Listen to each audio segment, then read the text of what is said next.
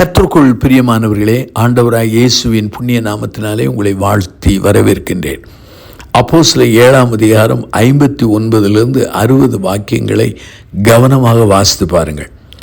இந்த நாட்களில் great prayers in the new testament என்கிற தலைப்பிலே என்னுடைய பர்சனல், அதாவது பைபிள் ஸ்டடியாக நான் சிந்தித்து வருகிறேன்.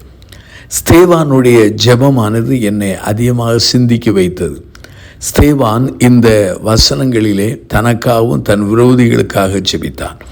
அப்போஸ்தலர் 6ஆம் அதிகாரம் 3 வாக்கியத்தை வாசித்தால், பரிசுத்த ஆவியிலும் விசுவாசத்தில் நிறைந்து நற்சாட்சி பெற்ற மனிதன் என்று அவனை குறித்து சொல்லப்படுகிறது. பந்தி விசாரிக்கிற 7 மூப்பர்களில் இவன் ஒருவனாக காணப்பட்டான்.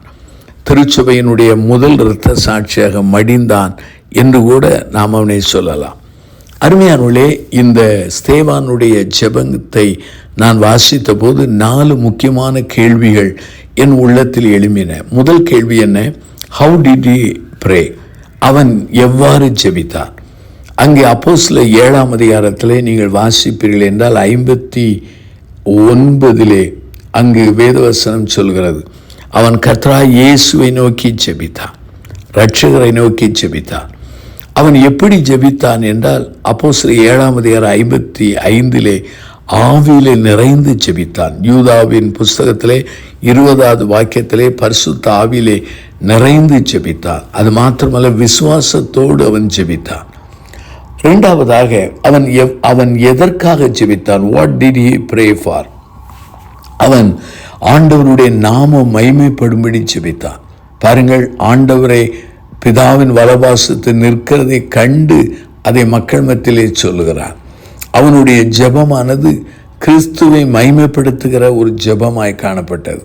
தன் விரோதிகளுடைய பாவங்கள் மன்னிக்கப்படும்படி அவன் ஜெபித்தான்.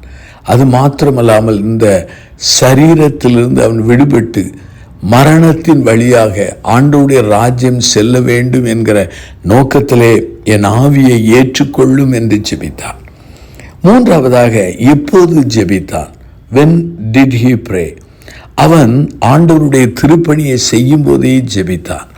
உண்மையாகவே பிரசங்கித்தான், தரிசன காட்சியை கண்டான், அப்பொழுது ஆவியிலே நிறைந்தான். இந்த சமயத்திலே அவனை கல்லெறிகிறார்கள்.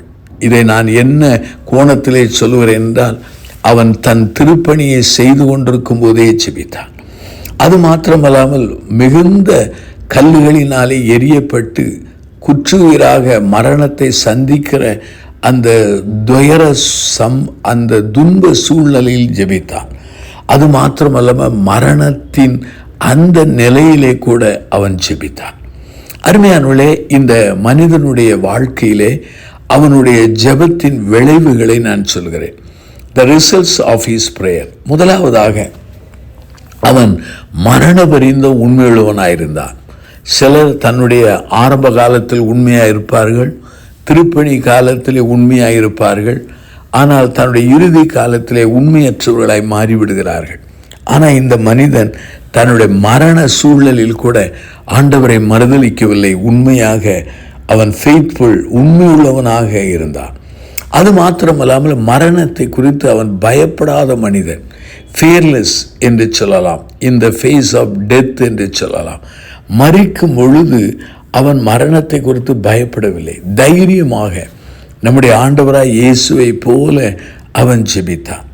அது மாத்திரமல்லாமல் அவனுடைய ஜெபத்தினுடைய விளைவு என்ன? நீங்கள் அப்போஸ்தலர் நடபடியின் புஸ்தகம் 8ஆம் அதிகாரம் 1 பாருங்கள். நான் வாசிக்கிறேன். அவனை கொலை செய்வதற்கு சவுலும் சம்மதித்திருந்தான். அக்காலத்தில் எருசலேமில் உள்ள சபைக்கு மிகுந்த துன்பம் உண்டாயிற்று. அப்போஸ்தலர் தவிர மற்ற யாவரும் யூதேயா சமாரிய தேசங்களில் சிதறப்பட்டு போனார்கள். பாருங்கள், இந்த ஒருவனுடைய மரணத்தின் விளைவினாலே சபையிலே துன்பம் அதிகரித்தது. அங்கு சீடர்கள் எல்லாரும் அப்போஸ்தலர் தவிர மற்றவர்கள் சிதறி போய் ஆண்டவருடைய வார்த்தைகளை அறிவிக்கிற நிலையிலே காணப்பட்டிருக்க வேண்டும். ஆகவே இவனுடைய மரணத்தினாலே நற்செய்தி பரவியது. இந்த மரணத்திலே சம்பந்தம் தெரிவித்த சவுலும் பிற்காலத்திலே அவன் மனம் திரும்பினவனாய் காணப்படுகிறான். அப்போஸ்தலர் நடபடியின் புஸ்தகம் 9ஆம் அதிகாரத்திலே அதை காண முடிகிறது. he was fruitful in his death என்று சொல்லலாம். அருமையானவர்களே, இரத்த சாட்சிகளின் அந்த மரணம் அல்ல இரத்த சாட்சிகளின் வாழ்வு திருச்சபைக்கு வித்து போல காணப்படுகிறது என்று சொன்னால் மிகையாகாது.